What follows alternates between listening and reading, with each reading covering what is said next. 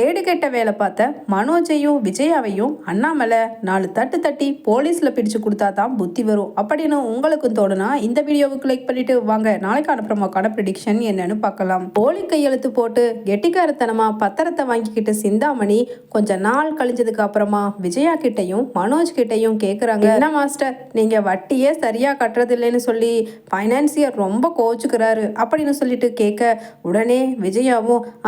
சிந்தாமணி கொஞ்ச நாள் பொறுத்துக்குங்க சிந்தாமணி, எப்படியாவது என் மகன் பிஸ்னஸில் இன்னும் கொஞ்சம் அடுத்த லெவல் போயிட்டான்னா வட்டியும் முதலுமா சேர்ந்து சீக்கிரமாக எல்லா கடனையும் கட்டிடுவோன்னு சொல்லி அவர்கிட்ட சொல்லுங்க அப்படின்னு சொல்ல உடனே சிந்தாமணி சொல்கிறாங்க, இதை பாருங்க மாஸ்டர், எங்களால எல்லாம் சும்மா சிபாரிசு பண்ணிக்கிட்டே இருக்க முடியாது. அவர் உங்கள் வீட்டை ஜப்தி செய்ய போகிறேன்னு சொல்லி என்கிட்ட சொல்லி இருக்காரு. என்னமோ பண்ணுங்க, இன்னும் ஒரு நாள் அதாவது 24 மணி நேரத்துக்குள்ள நீங்கள் முந்தி வாங்கின 10 லட்சம் ரூபா அதுதான் பேங்க்கில் கட்டி அந்த பத்திரத்தை வாங்கிட்டு வந்தீங்கல்ல, அந்த 10 லட்சம் கூடவே இப்போ 7 லட்சம் 17 லட்சம் வட்டி 5 லட்சம் அப்படின்னு சொல்ல அப்படியே நெஞ்சே வெடிச்சு போகுது விஜயாவுக்கு. என்ன சிந்தாமணி சொல்கிறீங்க, 2 மாதத்துக்குள்ள 5 லட்சம் ரூபா வட்டியா, இது அநியாயமாக இருக்கே அப்படின்னு கேட்க உடனே சிந்தாமணி சொல்கிறாங்க, என்ன மாஸ்டர் எல்லாமே தெரிஞ்சுதானே நீங்கள் கையெழுத்து போட்டு அன்னைக்கு அவசரத்துக்கு வாங்கினீங்க, இப்போ நான் ஒன்றும் பண்ண முடியாது, ஃபைனான்சியர் கேட்குறாரே அப்படின்னு சொல்லிட்டு சிந்தாமணியும் சொல்கிறாங்க விஜயா கிட்ட. உடனே ஐயையோ வீட்டை ஜப்தி பண்ணுறதுன்னா அப்போ இங்கே வந்து எங்கள் வீட்டை அவங்க வச்சுக்குவாங்களா அப்படின்னு கேட்க உடனே சிந்தாமணியும் ஆமாம் மாஸ்டர், அந்த ஃபைனான்சியர் நானும் சொன்னால் கேட்குற மாதிரியே தெரியல, இன்னைக்கு காலையில் உங்கள் வீட்டுக்கு வரேன்னு சொல்லியிருக்காங்க, என்னமோ பார்த்து காப்பாற்றிக்க பாருங்க, ஏதாவது பணம் இருந்தால் கொடுத்துட்டு அப்படின்னு சொல்லிட்டு ஃபோனை கட் பண்ணிவிட்டு ஃபினான்சியருக்கு கூப்பிடுறாங்க சிந்தாமணி. என்ன ஃபைனான்சியரே என்ன பிஸியாக இருக்கிறீங்களா, வாங்க விஜயா வீட்டு மட்டும் ஒரு தடவை போய் பார்த்து 4 மிரட்டி விட்டுட்டு வருவோம் அப்படின்னு சொல்ல உடனே ஃபைனான்சியரும் என்னது மிரட்டுறது ஒரு வாட்டி அதுக்கப்புறம் வீட்டை போய் ஆக்கிரமிக்கிறது ஒரு வாட்டியா, போதும் இத்தனை நாளாக 2 மாதமாக அவங்களுக்கு நம்ம அப்படியே அமைதியாக இருந்ததே பெரிய விஷயம், வாங்க இன்றைக்கே நான் போய் மிரட்டல அவங்க மிரண்டு போவாங்க அப்படின்னு சொல்லிட்டு சிந்தாமணியும் ஃபைனான்சியரும் போகிறாங்க. அன்னைக்கு காலையில் 8 மணிக்கு விஜயா அண்ணாமலை வீட்டுக்கு. அங்கே யாரையுமே இவங்க வருவாங்கன்னு எதிர்பார்க்காம அண்ணாமலை பேப்பர் படிச்சுக்கிட்டு இருக்காரு. உடனே முத்துவும் அங்கே பேப்பரில் படித்து சொல்கிறாரு அண்ணாமலை கிட்ட, அப்பா இங்கே பாருப்பா, போலி கையெழுத்து போட்ட அந்த நபர் 10 ஆண்டு கடுங்காவல் தண்டனையும் 5 லட்சம் ரூபாய் அவதாரமும் போட்டிருக்காங்கப்பா அப்படின்னு சொல்லிட்டு பேப்பரில் படிக்க அப்படியே மனோஜுக்கு தூக்கி வாரி போடுது. உடனே அங்கே மனோஜ் சொல்கிறாரு, டேய் காலங்காத்தால நல்ல செய்தி எதுக்குமே உனக்கு கண்ணுக்கு படாதாடா, ஏன்டா இந்த மாதிரி செய்தியை இப்படி சொல்கிற அப்படின்னு உடனே முத்து சொல்கிறாரு, டேய் நாட்டு நடப்பத்தாண்டா நான் சொல்கிறேன், நீ என்னமோ நம்ம வீட்டில் நடக்கிற நடப்பு மாதிரி இப்படி வேர்த்து விறுவிறுக்க பேசுகிற அப்படின்னு முத்துவும் கேட்குறாரு. உடனே மீனா, என்னங்க உங்களுக்கு டைம் ஆச்சு, டியூட்டிக்கு எல்லாம் ரெடியே பண்ணிட்டு சாப்பிட்டு கிளம்புங்க அப்படின்னு சொல்லவே சிந்தாமணியும் ஃபைனான்சியரும் உள்ள வந்துடுறாங்க. அம்மா பூக்காரி மீனா, உன் புருஷனை வெளியில போக சொல்ற போல எங்க போக சொல்ற அப்படின்னு கேட்குறாங்க. உடனே உனக்கு அதெல்லாம் எதுக்கு, அவரை டியூட்டிக்கு கிளம்பி போக சொன்னேன் அப்படின்னு சொல்ல உடனே இந்த வீட்டில் இருக்கிற எல்லாருமே கிளம்ப வேண்டிய நேரம் வந்துருச்சுன்னு நினைக்கிறேன் அப்படின்னு சிந்தாமணியும் சொல்ல அண்ணாமலையும் ஷாக் ஆகி, என்னம்மா சொல்றீங்க, எங்க வீட்டுக்குள்ள எல்லாரும் கிளம்ப சொல்றதுக்கு நீங்க யாரு அப்படின்னு கேட்க உடனே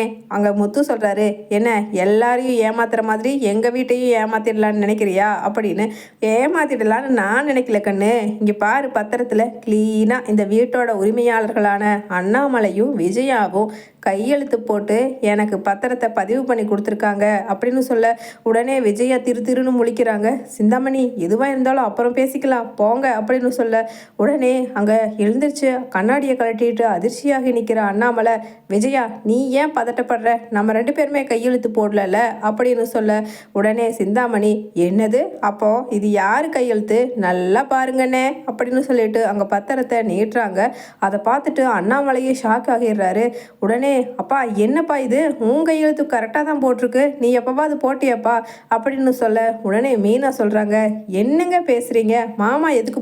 போயும் இவங்க கிட்ட கையெழுத்து போட்டு பத்திரத்தை அடமானம் வைக்க போகிறாரு அப்படின்னு கேட்க உடனே முத்து சொல்கிறாரு, நான் ஒரு மடைய அதை கூட யோசிக்காம அப்பாவை கேட்டது தப்பு தான் மீனா அப்படின்னு சொல்லிட்டு கோபத்தோட போய் அந்த ஃபைனான்சியர் சட்டையை எட்டி பிடிக்கிறாரு. டேய் என்னடா இது, என் வீட்டுக்குள்ளே எங்கள் அப்பாவோட கையெழுத்தை ஏமாற்றி போட்டது இல்லாமல் எங்களை வெளியில் போக சொல்கிறீங்களா, தட்டு தட்டன்னு வெயி அப்படின்னு சொல்லிட்டு சிந்தாமணியையும் மிரட்ட, உடனே பாரு கண்ணு, நாங்கள் போலீஸ்க்கு சொல்லிட்டு தான் வந்திருக்கோம், நீங்கள் இந்த மாதிரி எல்லாம் இது எடக்கு முடக்கு பண்ணுவீங்கன்னு தெரியும், அதனால தான் அப்படின்னு சொல்ல, உடனே அண்ணாமலை விஜயா கிட்டையும் மனோஜ் கிட்டையும் கேட்குறாங்க, நீ ஏதாவது திருட்டுத்தனமாக கொண்டுட்டு போய் பத்திரத்தை அடமானம் வச்சியா, சொல்லு விஜயா அப்படின்னு கேட்க, ஆமாங்க, அந்த கையெழுத்து என்னோட கையெழுத்து தான் அப்படின்னு சொல்ல, உடனே அண்ணாமலை கேட்குறாரு, ஆமாம் பக்கத்தில் இருக்கிற கையெழுத்து என்னோடது இல்லையே அப்படின்னு அண்ணாமலையும் சொல்ல, உடனே அதை பற்றியெல்லாம் எங்களுக்கு தெரியாதுங்க, நாங்கள் 25 லட்சம் ரூபாய் கடன் கொடுத்துருக்குறோம் உங்கள் மகனுக்கும் உங்கள் ஒய்ஃபுக்கும், அதை திருப்பி தர்ற வரைக்கும் கண்டிப்பாக நாங்கள் இங்கே தான் இருக்க போகிறோம் அப்படின்னு சொல்லிட்டு சிந்தாமணி சொல்ல,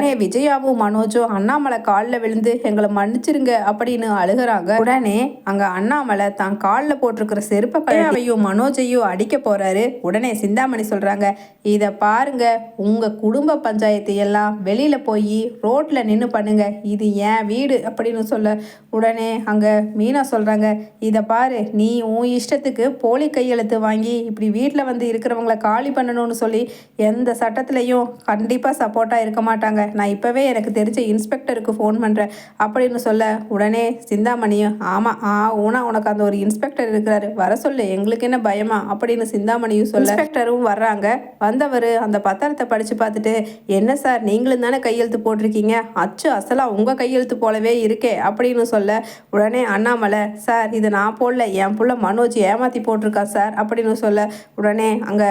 சிந்தாமணி சொல்கிறாங்க, அதெல்லாம் எங்களுக்கு தெரியாதுங்க இன்ஸ்பெக்டர், எங்ககிட்ட கொடுக்கும்போது இவங்க 2 பேரும் போட்டு கொடுத்துருக்காங்க, நாங்கள் வந்து குடியிருக்க போகிறோம், இந்த வீட்டில் காலி பண்ண சொல்லுங்கள் அப்படின்னு சொல்ல, உடனே இன்ஸ்பெக்டர் சொல்கிறாரு, அண்ணாமலை சார் என்னை மன்னிச்சிருங்க சார், ஏன்னா இந்த கையெழுத்து நீங்கள் தான் போட்டிங்களா இல்லை உங்கள் மகன் போட்டாராங்கிறதுக்கு சாட்சி எதுவுமே இல்லை, அதனால் அந்த சாட்சியை நிரூபிச்சுட்டு நீங்கள் திரும்பவும் இந்த வீட்டுக்கு வந்துக்கலாம் அப்படின்னு சொல்லிட்டு சொல்கிறாங்க. அங்கே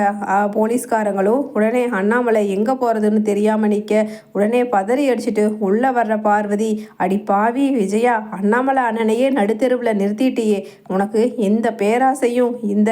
கேவலமான புத்தியும் இருக்கவே கூடாது விஜயா அப்படின்னு சொல்லிட்டு பார்வதியும் சொல்ல, அண்ணே வாங்கண்ணே, எங்கள் வீடு இருக்குது, அங்கே வந்து தங்கிக்குங்க, அதுக்கப்புறம் இப்படியெல்லாம் உங்களை ஏமாத்தின இவங்களை போலீஸில் பிடிச்சு கொடுங்கண்ணே அப்படின்னு சொல்லிட்டு சிவனும் அங்கே பார்வதியும் சொல்ல, உடனே அண்ணாமலை, அதான் அதுக்காகத்தான் நாங்கள் இப்போ போலீஸ் ஸ்டேஷன் போகிறோம் பார்வதி அப்படின்னு சொல்ல, மனோஜ் காலில் சாஷ்டாங்கமாக விழுந்து, அப்பா என்னை மன்னிச்சிருங்கப்பா அப்படின்னு சொல்ல, உடனே முத்து சொல்கிறாரு, என்ன எங்கள் எல்லாரையும் நடுத்தெருவில் நிறுத்திட்டு ஏமாத்து வேலை பண்ணி ஒரு வாட்டியா 2 வாட்டியா எப்போவுமே உனக்கு இதே தாண்டா பொழப்பு, இந்த வாட்டி விடுறதா இல்லை, அப்பா பாப்பா போய் போலீஸ் ஸ்டேஷனில் இவனை கம்ப்ளைண்ட் கொடுப்போம், உன் கையெழுத்து என்ன தைரியம் இருந்தால் இவன் போட்டிருப்பான் அப்படின்னு முத்து அங்கே போலீஸ் ஸ்டேஷனுக்கு அண்ணாமலையை கூட்டிகிட்டு போக, போலீஸ் ஸ்டேஷனில் கம்ப்ளைண்ட் கொடுக்க,